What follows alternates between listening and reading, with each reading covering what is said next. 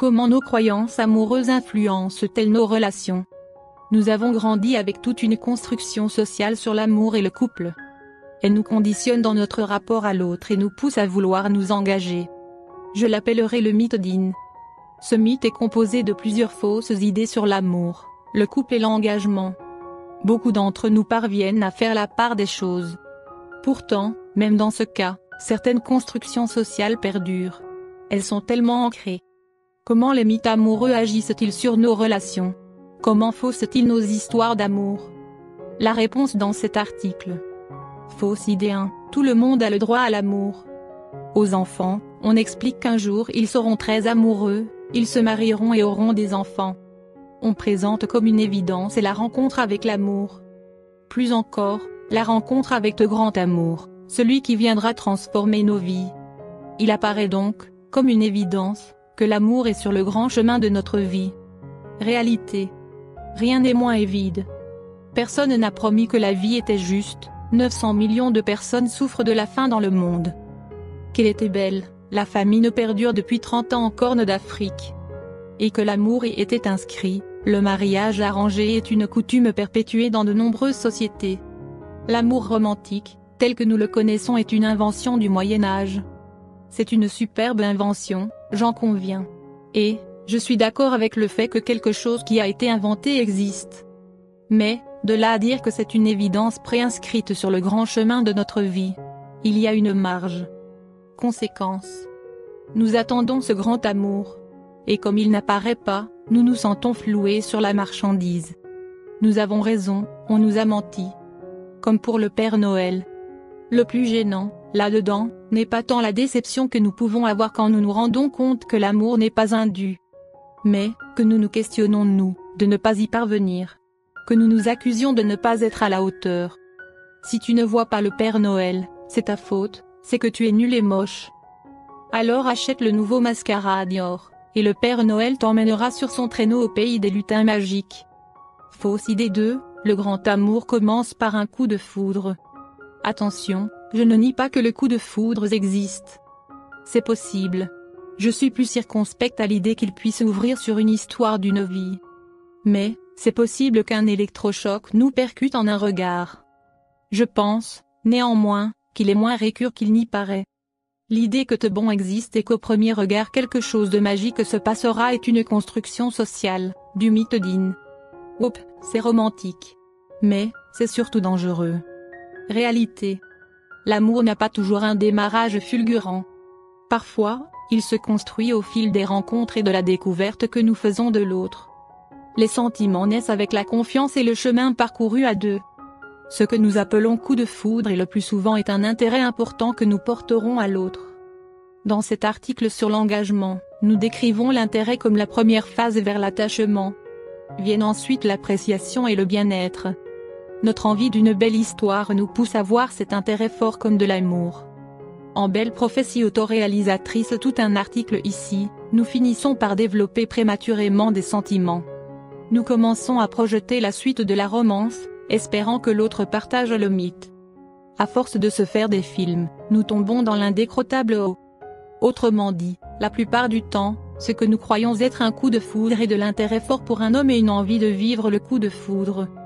Conséquences. La première, nous en avons parlé, est la chute libre vers l'eau. La seconde, c'est de chercher uniquement des histoires qui démarreront avec cette intensité émotionnelle. Nous ne prendrons plus le temps de vivre les différentes phases de l'amour. C'est la porte ouverte aux répétitions, et aux déceptions qui l'accompagnent. Fausse idée 3, quand on s'aime, on s'engage. Le couple, le couple, le couple. L'histoire est simple. On se plaît au premier regard, on se séduit. Les femmes vérifient que les intentions de monsieur sont sérieuses, on tombe amoureux et on se met en couple. Même pas besoin de définir ce que nous entendons par couple. Il s'agit, bien évidemment, de monogamie, de fidélité, sentiments et projets communs. S'il n'y a pas de couple à la clé, c'est que ce n'était pas de l'amour ou que ce n'était pas notre moitié d'aubergine. Réalité. Admettons que l'amour soit un sentiment qui part de soi, qui, selon les personnes et les périodes s'associera à de la tendresse, de la passion, de la complicité, de la force, autre. Admettons que le couple soit un partenariat. Une envie de partager un chemin à deux, de faire des projets ensemble. En bref, de construire. Le sentiment n'a pas nécessairement besoin de l'institution couple pour exister. Notre expérience de l'amour en est la preuve même. Nous avons aimé des hommes avec qui nous n'étions pas, ou plus, nous avons aimé des hommes avec qui la relation de couple était impossible. Et il existe des polyamours, des amours libertines, des couples de 3, vous dites ça comment? De la polyandrie, de la polygamie. Ou simplement des gens qui s'aiment refusant, pourtant, tout étiquetage de leur relation. Conséquence. Vouloir à tout prix le couple. Et en oublier la rencontre que nous sommes en train de faire. Le couple devient le seul aboutissement possible d'une relation à deux. Nous devenons incapables de savourer des moments d'amour qui ne s'ancreront pas dans une construction de relation. Si l'autre tarde à mettre l'étiquette tant désirée, nous doutons et nous angoissons sur ses sentiments. Aimer nous inquiète quand il n'y a pas la promesse d'engagement. Vouloir le couple à tout prix, c'est amputer de sa liberté l'amour. Sa liberté d'aimer aujourd'hui et plus demain. Sa liberté d'être intérieur avant d'être une pierre fondatrice d'une construction de vie future. Sa liberté de grandir à l'ombre de moments sans question, sans pression. Fausse idée 4, l'amour rime avec couple qui rime avec bonheur. C'est la suite d'une logique, le couple rend heureux. Le couple est perçu comme une échelle vers le bonheur. Un autre sera là pour nous en cas de besoin. Nous ne serons plus seuls face à l'adversité et l'on sera chaque jour restant de notre vie aimé avec force par un homme que nous avons choisi. Je dis pas, le mythe est beau. Réalité. La véritable beauté du couple tient dans les compromis, remises en question. Et lieu de communication qu'il demande pour rencontrer réellement l'autre, dans un premier temps, et composer avec, dans un second.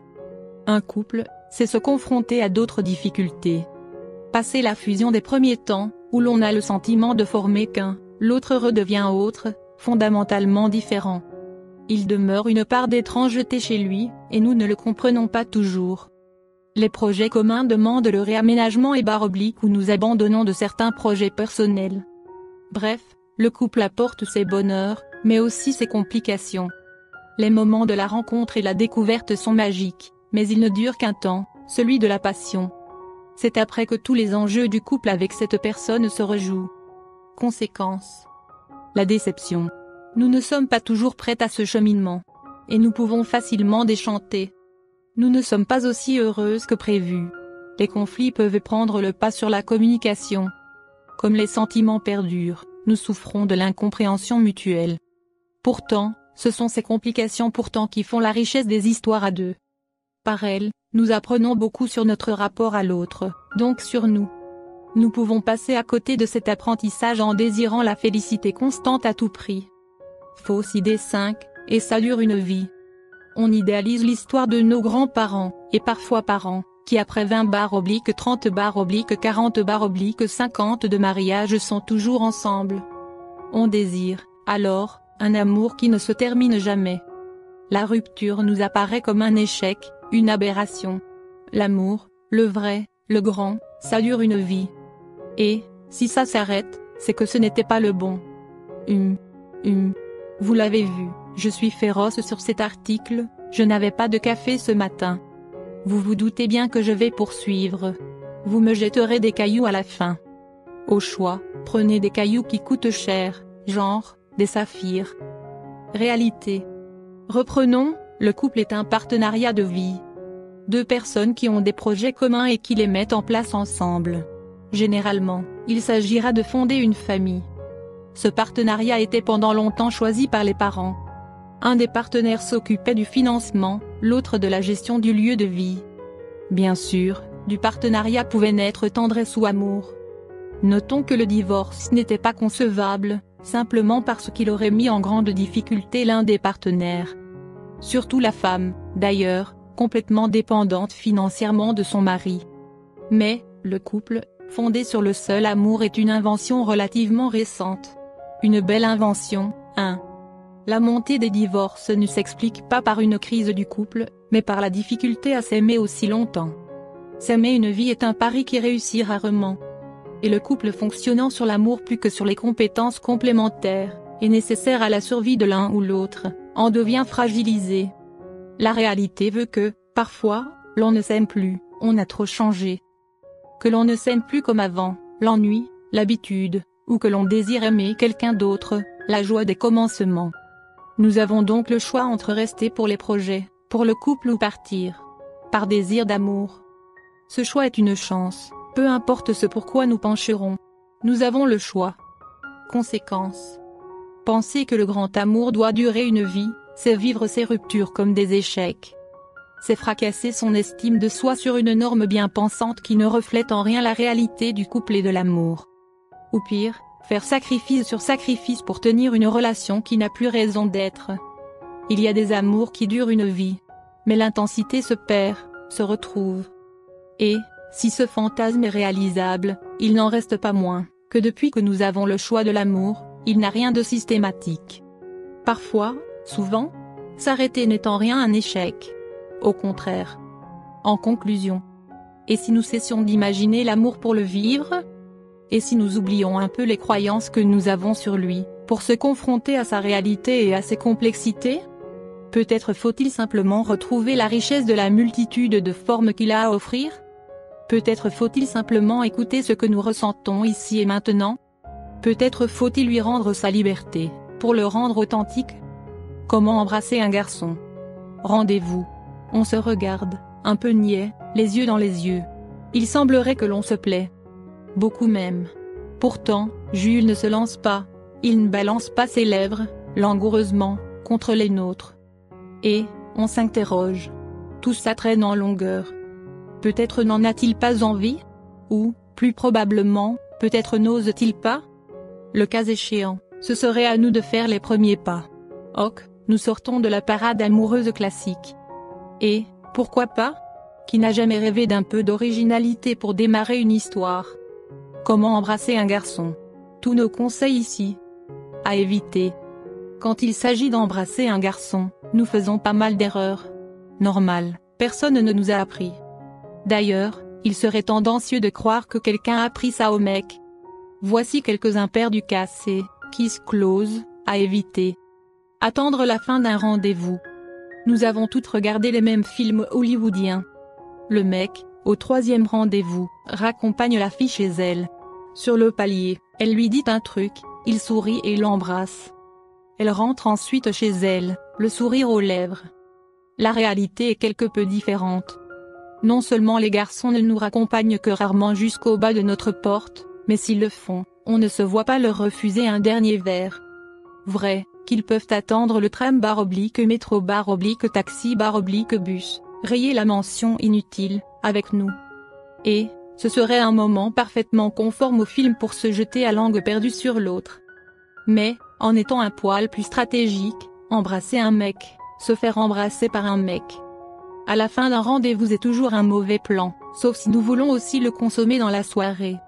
Au moment de s'embrasser vient un silence relativement gênant. Le baiser sera maladroit. Il tombera comme un cheveu sur la soupe. On s'embrasse, parce qu'on a loupé toutes les occasions de la soirée pour le faire. Une fois chez soi, on ne sait pas si l'on devra se réembrasser ou non au prochain rendez-vous. Un gars timide ne déposera qu'un baiser sur notre joue et il faudra tout recommencer à zéro. Le plus souvent, on ne se lancera pas. Donc, pas de baiser du tout. En conclusion, pour un patin, on n'attend pas la fin. Laissez passer trop de rencard. Certes, un rendez-vous où la tension s'installe est toujours un rendez-vous agréable. Certes, on peut prendre plaisir à laisser un peu traîner ce jeu. Mais, attention à ne pas louper le coche et se fracasser dans la friend zone. Malgré les apparences, le printemps arrive. Les rencontres et propositions amoureuses augmentent avec le soleil. Un mec rencontré pendant cette période n'aura pas la même patience qu'en hiver. Trop de jupes. Oui, il aurait pu se lancer lui-même, encore faut-il qu'on ait tendu suffisamment de perches, nous y reviendrons. Mais s'il ne l'a pas fait, attendre, c'est prendre le risque de se faire piquer la place. L'idéal reste entre le 1er et 3e rendez-vous. Plus c'est un poil trop. Une autre aura marqué de sa bouche son territoire sur Jules. Ce serait ballot. Déclarer sa flamme par les mots. Fin du rencard, vous rentrez chez vous heureuse de ce moment partagé. Les ailes dans le dos, ivre de ces mots, vous êtes tout de même un peu surprise qu'il ne vous ait pas embrassé.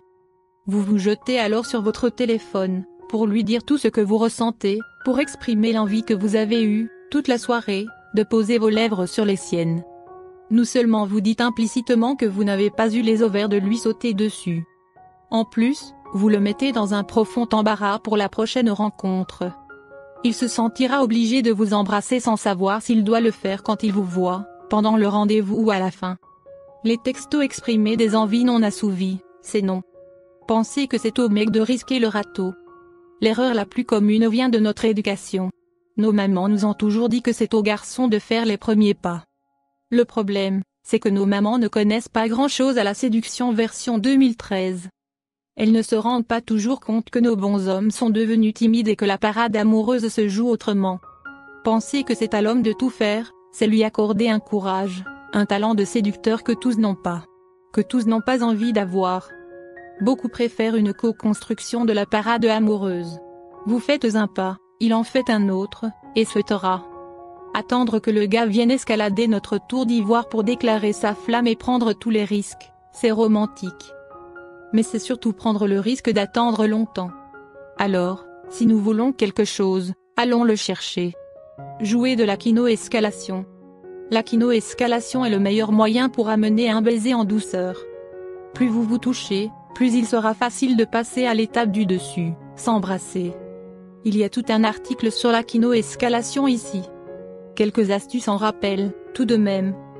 Quand vous changez de lieu, n'hésitez pas à lui prendre la main. L'homme n'aura plus qu'à tirer légèrement sur notre bras pour nous coller contre lui et c'est gagné. D'ailleurs, vous pouvez aussi le tirer vers vous, à défaut, il comprendra tout à fait le signe d'intérêt. Les bisous sur les joues accompagnés d'un tétro craquant sont aussi des facilitateurs de patins. Si vous êtes dans un lieu plus intime, les chatouilles sont vos amis. Si monsieur ne comprend toujours pas, le baiser au coin des lèvres devrait lui remettre le cerveau en place. S'il ne comprend toujours pas, laissez tomber. Il n'est pas hétéro.